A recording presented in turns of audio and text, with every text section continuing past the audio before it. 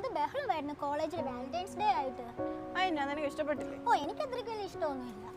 ഇല്ല, ഈ Valentine's day ഒക്കെ ഇപ്പോഴല്ലേ വന്നത്? ആക്ച്വലി ഇപ്പം മുതലല്ല, പണ്ട് മുതലേ വാലന്റൈൻസ് ഡേ ആഘോഷിച്ചിരുന്നു.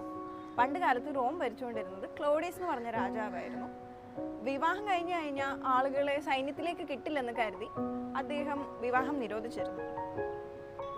പക്ഷേ അവിടുത്തെ ബിഷപ്പായിരുന്ന വാലന്റൈൻ രഹസ്യമായി സ്നേഹിച്ചിരുന്നവരെ തമ്മിൽ വിവാഹം കഴിപ്പിച്ചിരുന്നു.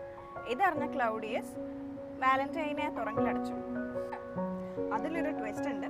വാലന്റൈൻ ജയിലറുടെ കാഴ്ചശക്തി ഇല്ലാത്ത മകളുമായി ഇഷ്ടത്തിലായി.